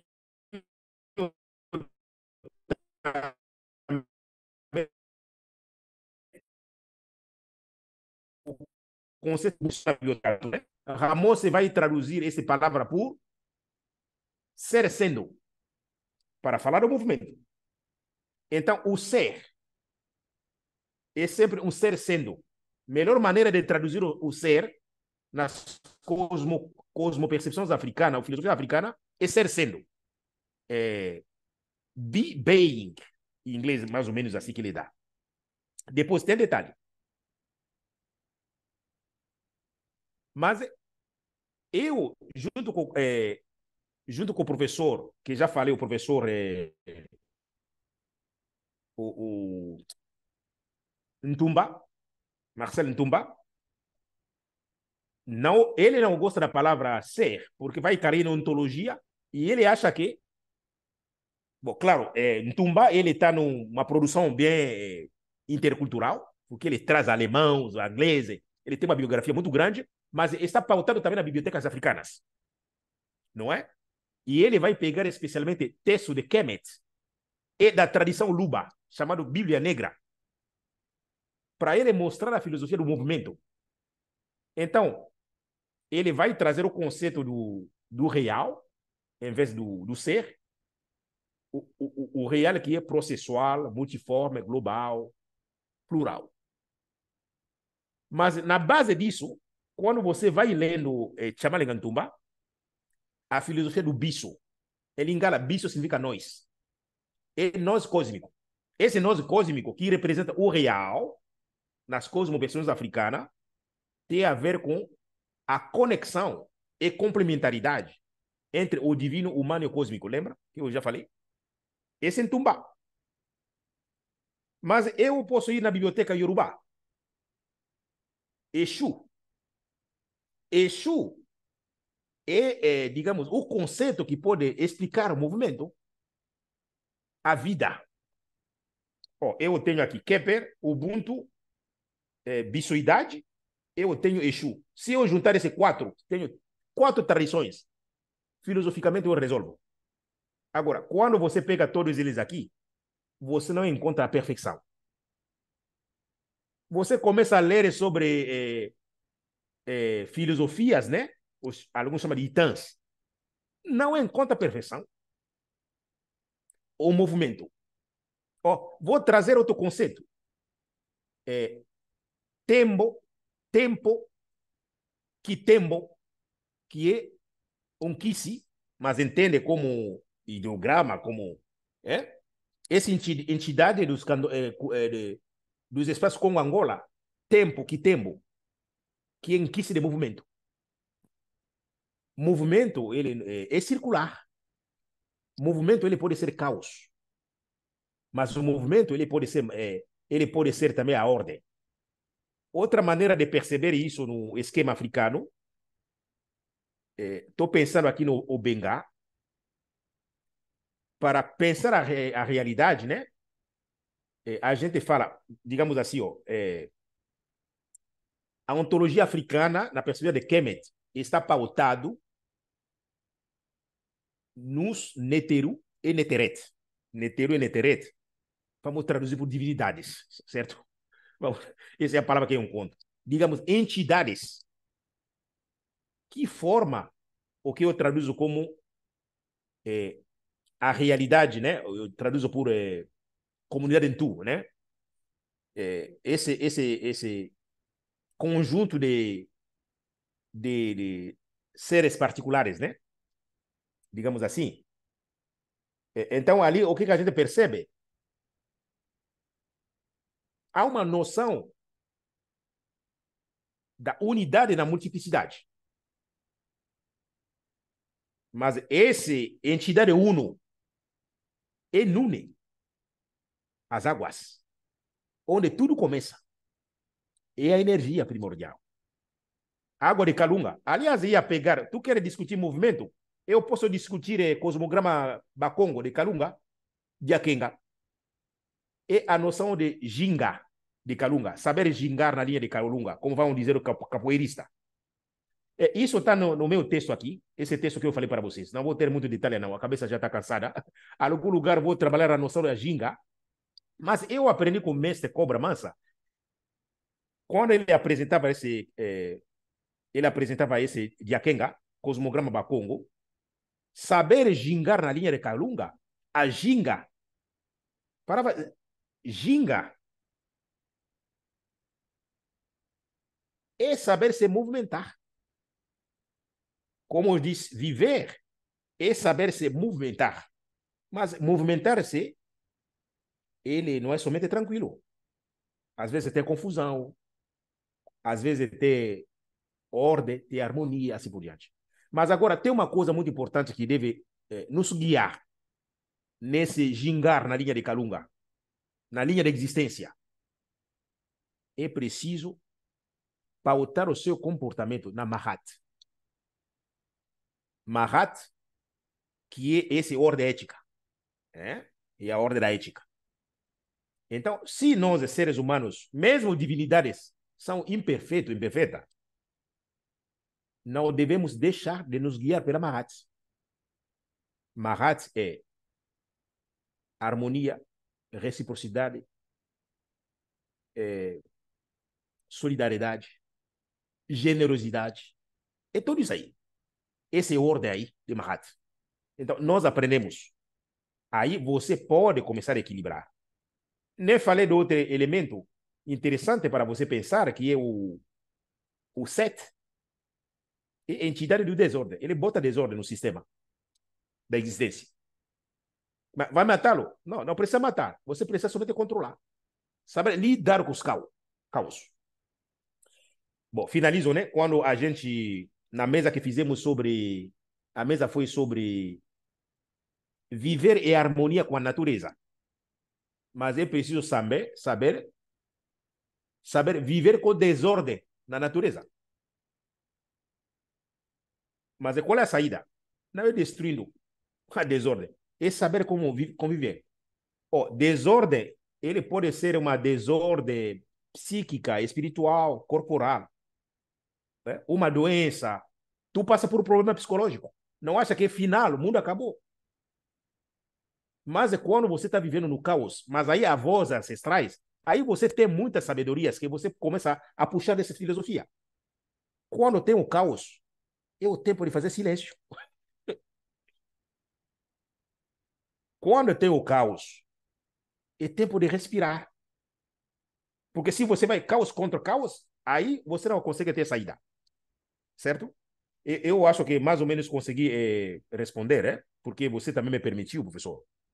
Porque assim, ó, eu acho que diálogo intercultural a gente pode estabelecer, não vejo problema, mas ultimamente eu dispenso. Né? Nesse meu último livro, Boa Aventura entrou, foi por distração. A algum lugar aí, Boa Aventura.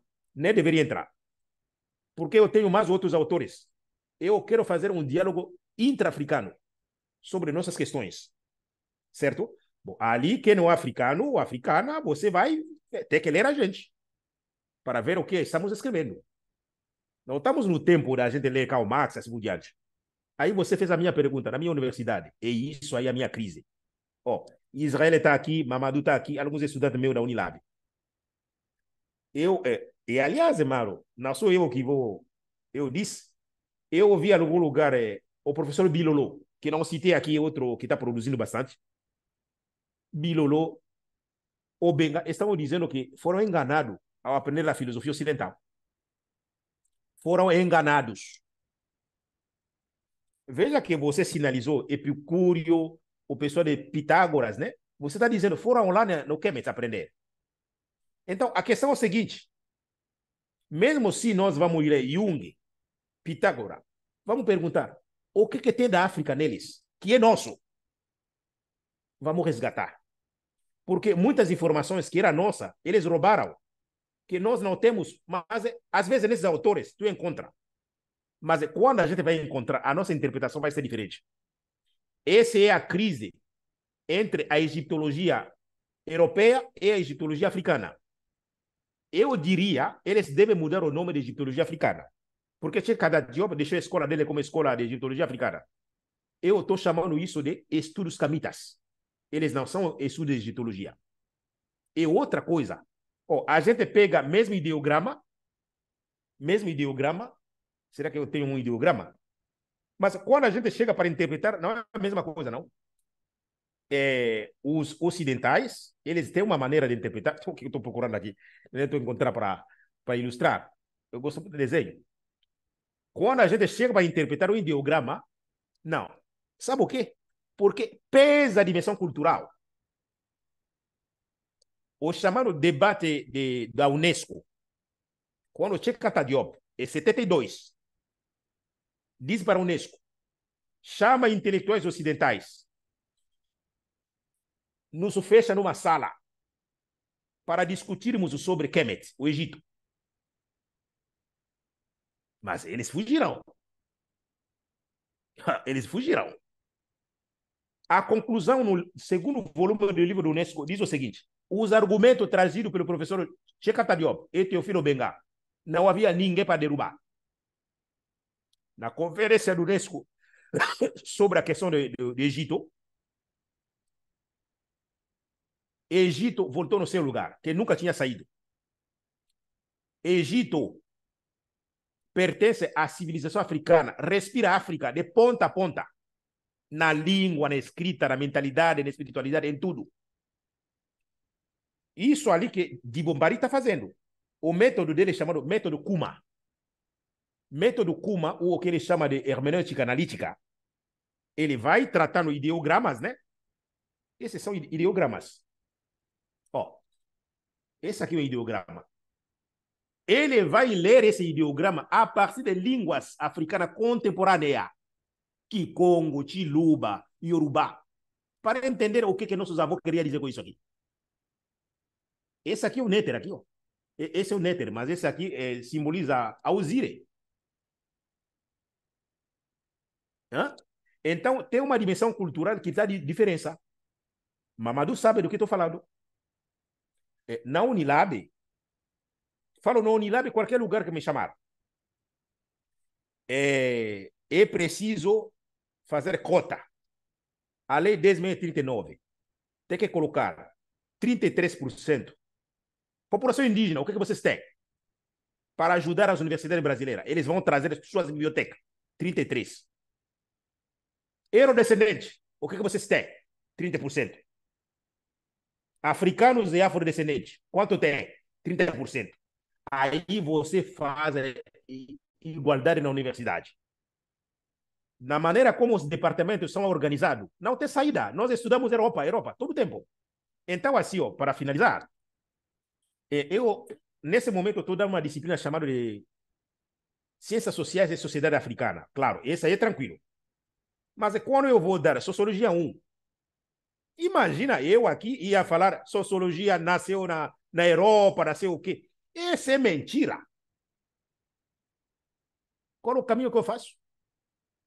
Aí o meu texto chamado Anterioridade e Efetura da Sociologia Africana. Aí eu coloco a questão. Se sociologia é estudo da sociedade, os africanos são os primeiros inventores de sociedade. E também estuda suas sociedades. Ninguém vai me dizer que africano nunca estudou a sua sociedade. Isso, desde a antiguidade até hoje, continuamos a fabricar nossa sociedade, continuamos a estudar a nossa sociedade. Isso aqui é sociologia. Aí você deveria ver na minha sala. Estudante me dando aula. Oh, Balakov, que é guineense, ele me deu aula sobre democracia entre o povo pepeu. Estudante, eu sentava assim, ó. Quando ele começou a falar do grupo étnico nação dele, esse aí, meu amigo, aí o professor arrogante, ele não vai querer aprender com o estudante. Mas porque aquele estudante tem a vivência. Na última aula, outra aluna me ensinando sobre a questão de fanado. Sabe o que é fanado? É o debate sobre o que nós chamamos de excisão, né? Circuncisão, excisão feminina. Que os teóricos ocidentais vão chamar de mutilação genital. Mas a menina diz, professor, não tem nada a ver com mutilação genital. Ela começou a argumentar. Mas eu já lia, eu tenho aqui o Yoronke. A refutação do Yoronke é uma linha de mulheres africanas sobre o termo de mutilação genital. Não tem nada a ver com a gente. Mas era uma aluna da Unilab me dando aula. Claro, eu colocar a minha primeira posição. Eu acho, não sou a favor de corte, né, que se faz em relação à parte mais íntima das mulheres. Tem um debate, né, aberto. São níveis diferentes de corte, eu sei disso. Mas o ritual ele pode continuar sem ter corte. Menina acha que não.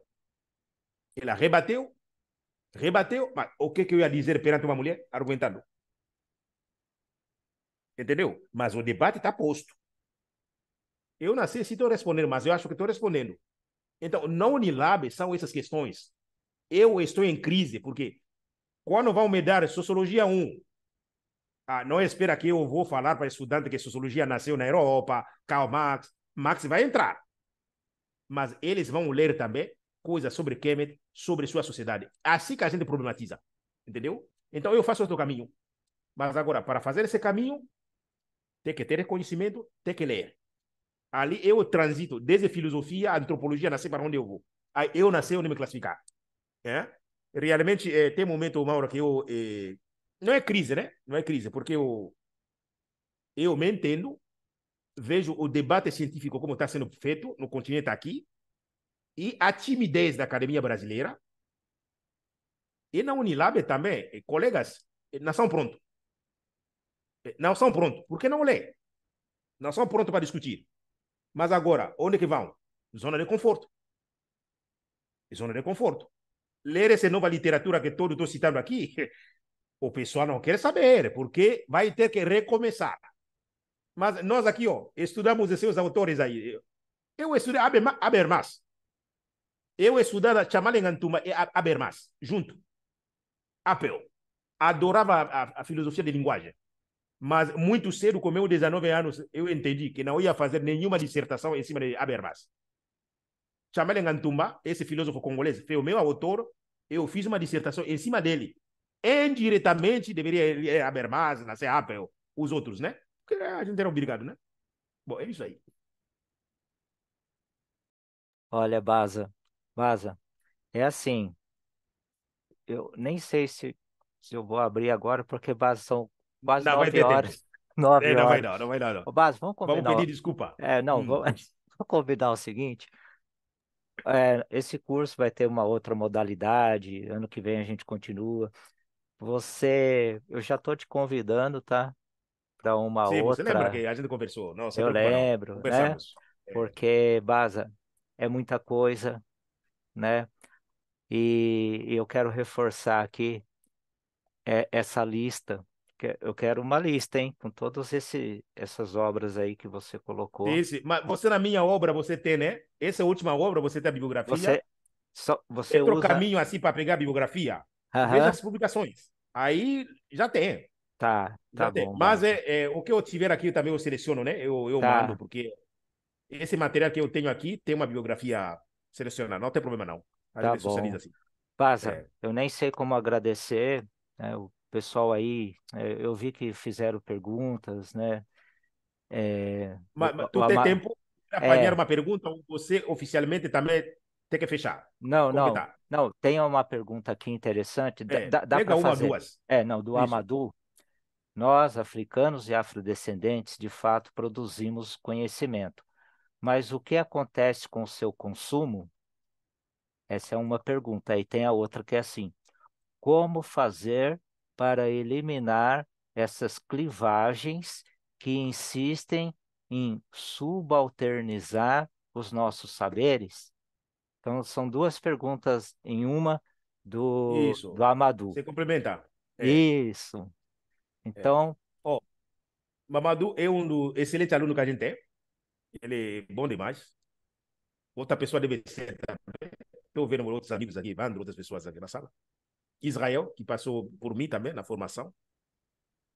É, assim, eu aprendi isso em 2022. Havia um debate entre nós aqui no Brasil. Intelectuais negros e negras devemos nos ler.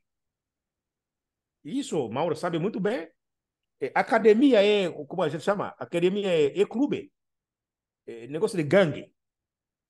As pessoas ficam se lendo. Amigo entre amigo. Bom, claro, tem a dimensão crítica, assim por diante, né? Para você avançar a ciência, tem um momento que tem que criticar o outro. Não dá, tem que concordar.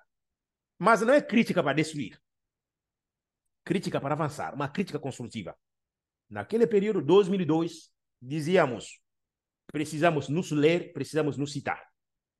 Não é somente por uma questão de, sei lá, da amizade, né? Mas é porque há uma agenda científica e questões que têm a ver com a gente. Lembra da definição de Ontunji? A filosofia africana é composta de conjunto de textos produzidos por filósofos e filósofas africanos e africanas, e validados por eles e por elas.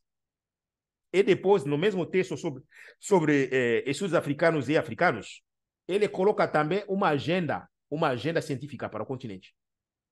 Isso é Ontunji, certo? Então, essa aí, né?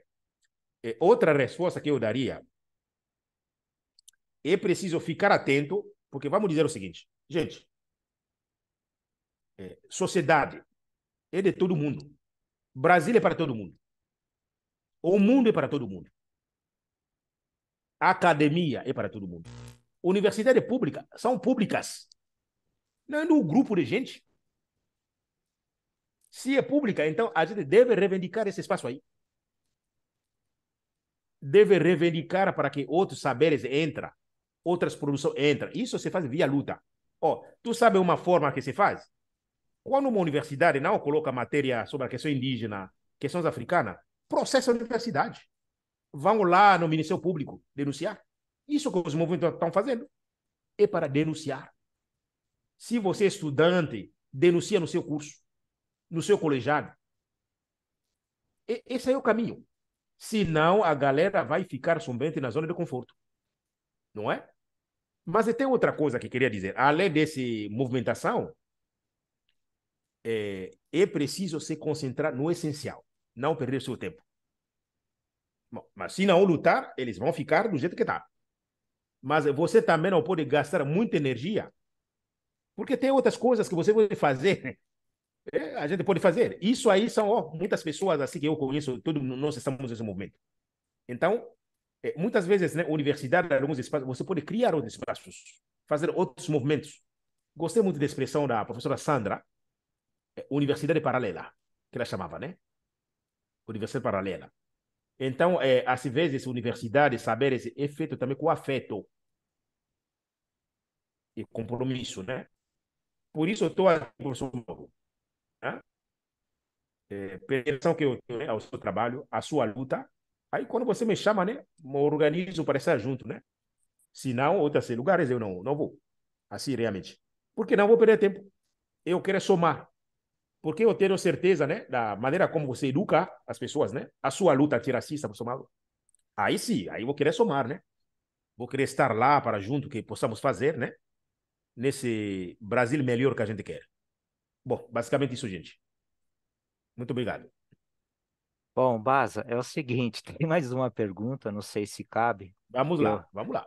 que é do Vasco, que é aqui do grupo também. Ele, né, tá elogiando o trabalho fantástico, aí ele pergunta assim: pluriversidade no mundo Bantu Ubuntu é ancestralidade ou antropocentrismo? É a pergunta dele. Muito bem, Mário, tu provocou, é? Não, não, não, não. É biocentricidade. É? E isso tem um texto meu, procura, coloca Malo Malo, acho que filosofia africana e direitos biocósmicos. Malo Malo, direito biocósmico. Esse texto vai aparecer. Aí eu faço o debate entre antropocentrismo, biocentrismo, mas gosto da palavra biocentricidade. Tá? Biocentricidade. É porque o conceito comunidade em tu, lembra? Comunidade em tu, NTU, é comunidade da vida plena. Em tu é força vital. Força vital é energia. Lembra a teoria de Big Bang? A astrofísica moderna diz que a vida começa na Via Láctea, né? Mas é a concentração de energia na Via Láctea que vai explodir. E aí se cria o sistema chamado Via Láctea, né? E a partir dali, os sistemas solares, outros que a gente conhece, planetas que nós conhecemos, até a Terra, alguns vão chamar de Gaia, né? A planeta Terra. A Terra, as aves, assim por diante, calunga, os répteis. Depois, a nossa espécie. Isso se você seguir na compreensão da história, antropologia, né? Arqueologia, você chega nisso. Mas se você entrar numa perspectiva da metafísica, né? Filosófica, teológica, no, aliás, mesmo nessa perspectiva filosófica, filosófica, ele coincide realmente com a nossa criação, especialmente na comunidade de Bantu, de ser pessoas. Nós viemos das águas, da lama, assim por diante, né? É. Estou lembrando aqui do Batalá, né? Que vai criar, né? O Batalá. A criação de ser humano entre o Yorubá. É. O Duduá vai criar o universo. O Batalá cria ser humano a partir de lama, né? Só para dizer que nós somos natureza, lama é natureza. Mas tem outro texto interessante que eu gosto, chamado Economia da Natureza. É um texto Kamita, que está presente no texto de Teofilo Benga. Aí tudo começa com Nune, as águas primordiais. Mas tudo se transforma, né? Aí Kepler, tudo está em movimento, mas Nune, ele comporta os germes do chamado átomo, que vai dar átomo. Átomo. Átomo. Está contido no Nune. Por isso, durante o dia, ele viaja, o chamado sol. As águas se transformam no sol. Mas à noite, ele se transforma também no Nut, que seria ao mesmo tempo esse Neteret do céu, mas também o céu está ligado muito com a lua. Nune, Atom, Ré, Ra, o sol, Neteru, de dia é Ra, à noite as águas, vira a lua, mas a lua está ligada também ao céu. Mas todo isso aí você encontra também no sistema Bakongo, né? Sistema Bakongo. Mas nesse hino da natureza, algum lugar, nós, seres humanos, fomos criados. Nós somos, temos a origem divina do Ra. Isso conforme a economia da natureza. Mas eu estou falando também não do mito, mas do texto filosófico sagrado Yorubá.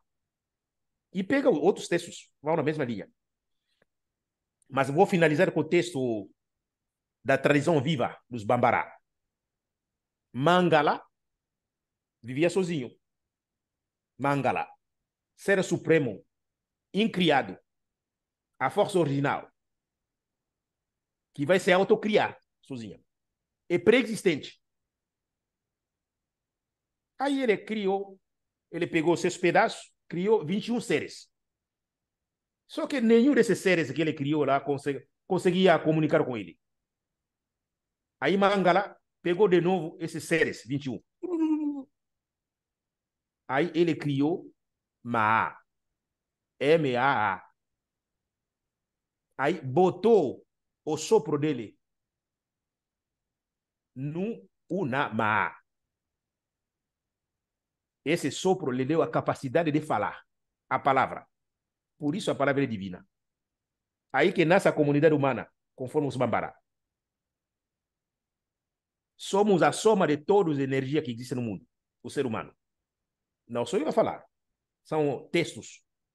A algum lugar você encontra isso aí, na Bíblia, outro lugar. Mas esses aí são textos filosóficos. Não é somente mito, como disse. Eles contêm essas ideias aí. Mas agora, o que a ciência moderna vai dizer? A comunidade humana tem origem na natureza. A vida que vem das águas vai para répteis e em algum lugar é o mini-deus. O mini-deus. Do mini-deus, Homo erectus, né? Homo erectus, Homo faber e Homo sapiens sapiens. Aí vai, né? Não, começa com o Homo que fabricador de peças, né? Vira erectus, ele se levanta, né? Começa a andar. Depois, com a alimentação que ele encontra na biodiversidade africana, naquela região, né? Começa a se alimentar. Essa dieta transforma o seu cérebro e ele vira a nossa espécie, continente africano. Pergunta é: antropocentrismo, biocentrismo, biocentricidade? Acho que é biocentricidade. Nós somos natureza. Repito de novo, porque a palavra natureza, até hoje, né, algumas fontes que estou vendo aí, vê de neter, neteru, que significa divindade. Portanto, o ser humano é tão divino quanto as águas, quanto uma planta, quanto uma tartaruga. Aí podemos fazer um debate sobre racismo ali. Mas por que alguém tem que discriminar o outro, matar alguém que está passando? O pessoal fala da dimensão jurídica, né? Da natureza. Natureza com pessoa jurídica. Mas natureza com uma pessoa ética, moral, espiritual também.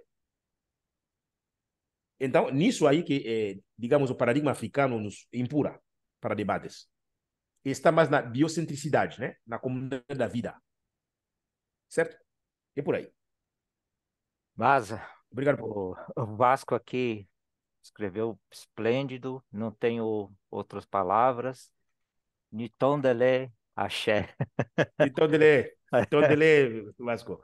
Obrigado É, aí. Esse aí é nosso Vasco. Tamo bom, junto. Vaza, você mais do que, né? Nossa, eu tô com o Vasco, não tenho palavras também, né? Tô aprendendo muito, Baza, também. E assim, infelizmente, né, o Não, tempo aqui por hoje chega, né? Vamos lá, por nos hoje encontramos outra chega. oportunidade.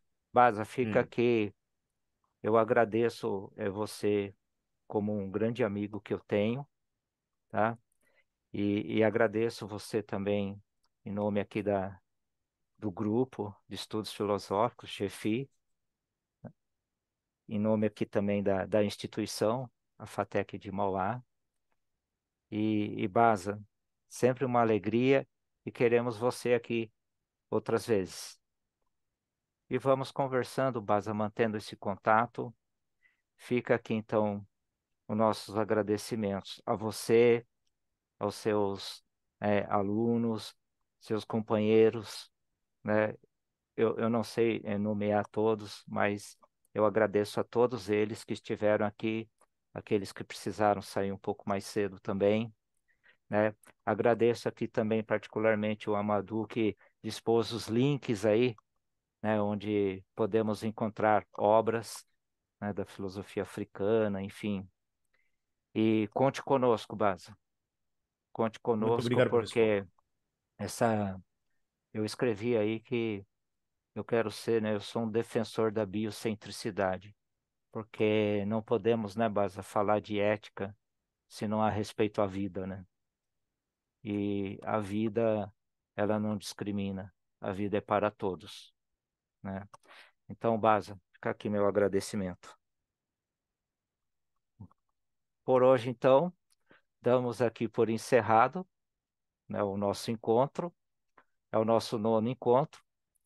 É, fiquem à vontade, eu vou disponibilizar essa gravação e vou também difundir essa gravação, porque hoje nós presenciamos aqui muita sabedoria que podem tornar nossas vidas e a de muitas pessoas melhores, com mais dignidade, com mais qualidade, e eu vejo que esse é o grande motivo de estarmos vivos e poder contribuir para que outras pessoas se sintam vivas e mais vivas e contribuir para que conceitos tão importantes como o de biocentricidade, façam parte, né, das nossas investidas em aulas, palestras, textos, conversa com amigos, enfim. É isso, pessoal. Uma boa noite a todos. Parando a nossa gravação.